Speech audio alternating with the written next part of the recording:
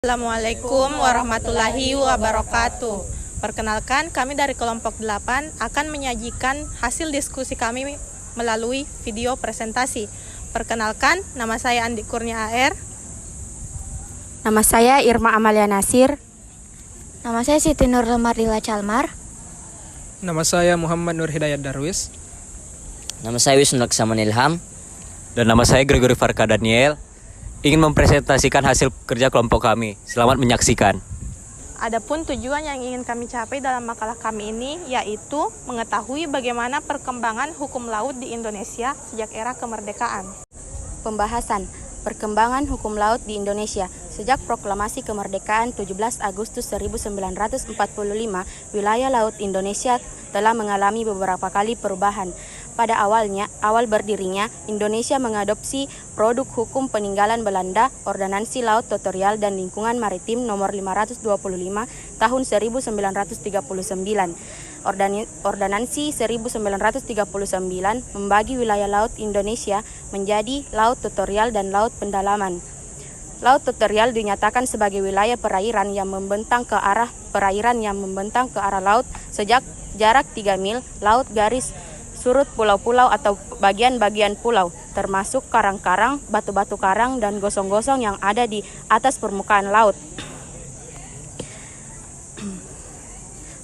Sedangkan perairan pedalaman Indonesia dimaksudkan sebagai semua perairan yang terletak pada bagian sisi darat dari laut tutorial, termasuk sungai-sungai, terusan-terusan, danau-danau, dan rawa-rawa.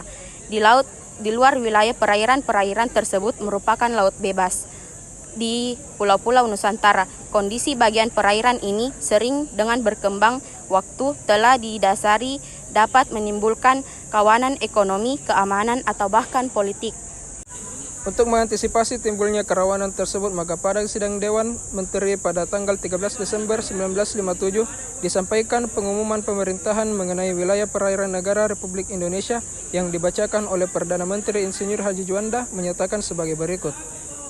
Segala perairan di sekitar, di antara yang menghubungkan pulau-pulau atau sebagian pulau-pulau yang termasuk daratan Republik Indonesia, dengan tidak memandang luas atau lebarnya adalah bagian yang wajar daripada wilayah daratan negara Republik Indonesia. Dengan demikian, merupakan bagian daripada perairan pedalaman atau perairan nasional yang berada di bawah kedaulatan mutlak negara Republik Indonesia. Lalu lintas yang damai di perairan pedalaman ini bagi kapal-kapal asing terjamin selama dan sekadar tidak bertentangan dengan kedaulatan dan keselamatan negara Indonesia.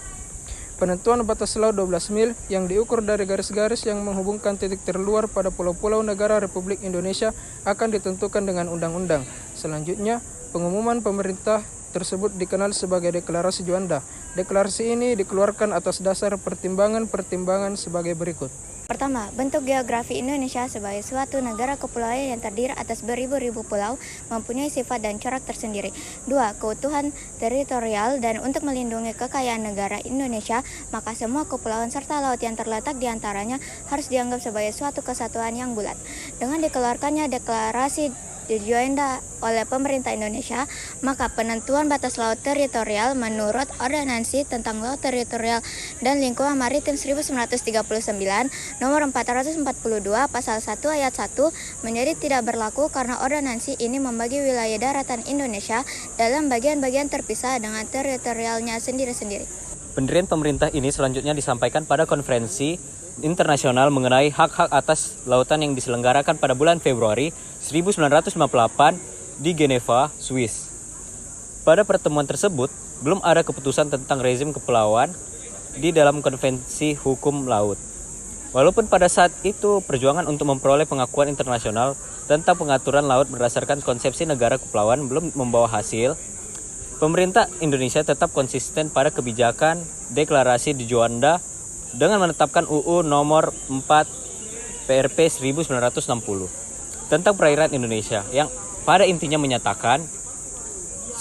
Kepulauan dari perairan Indonesia menjadi salah satu kesatuan, sedangkan laut yang menghubungkan antar pulau merupakan bagian yang tidak dapat dipisahkan dari daratannya. Untuk itu, harus ditarik garis pangkal lurus yang menghubungkan titik-titik terluar pada bagian pulau-pulau terluar dalam wilayah Indonesia. Perairan pada sisi dalam garis-garis pangkal atau dasar tersebut disebut sebagai perairan pedalaman. Kedua, lebar laut teritorial dinyatakan 12 mil. Laut diukur mulai dari garis pangkal tersebut menuju keluar. Kedaulatan negara Republik Indonesia mencakup perairan Indonesia, ruang udara di atasnya, dasar laut dan tanah di bawahnya, beserta sumber-sumber kekayaan yang tergandung di dalamnya.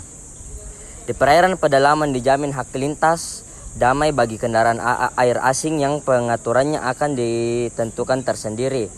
Sejak dikeluarkan peraturan ini, maka tidak berlaku lagi peraturan yang ada di dalam Ordonansi 1939. Perjuangan tentang wilayah laut negara kepulauan akhirnya berhasil meyakinkan dunia internasional pada 30 April 1982 di New York.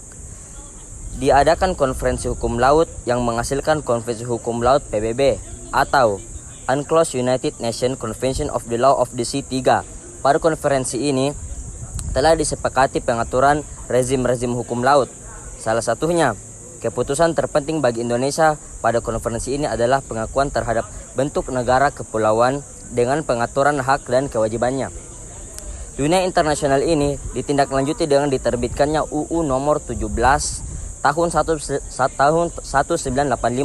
tentang pengesahan Konvensi Hukum Laut Perserikatan Bangsa-Bangsa 1982 yang berlaku mulai 31 Desember 1985. Sejak saat itu, Indonesia terikat dengan Konvensi Hukum Laut PBB tahun 1982 dan konvensi ini harus dijadikan pedoman dalam peraturan perundangan selanjutnya. Ada pula kesimpulan yang kami dapatkan dari diskusi makalah ini, yaitu sejak berdirinya negara Indonesia pada tanggal 17 Agustus 1945, wilayah laut Indonesia telah mengalami beberapa kali perubahan. Pada awal berdirinya Indonesia mengadopsi produk hukum peninggalan Belanda, yaitu Territoriale Zee en Maritim Kringe Ordonantie Stadsblad 1939, yaitu membagi wilayah daratan Indonesia dalam bagian-bagian terpisah dengan teritorialnya sendiri. Kemudian pada tanggal 13 Desember 1957, pemerintah mengumumkan Deklarasi Juanda yang mempertimbangkan keutuhan teritorial Indonesia, maka semua kepulauan serta laut yang terletak di antaranya harus dianggap sebagai suatu kesatuan yang bulat.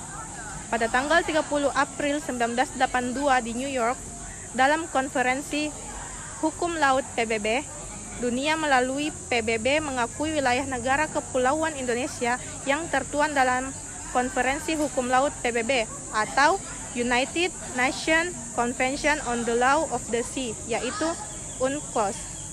Sekian dari kami, kurang dan lebihnya mohon dimaafkan. Wabillahi taufiq wal hidayah. Wassalamualaikum warahmatullahi wabarakatuh.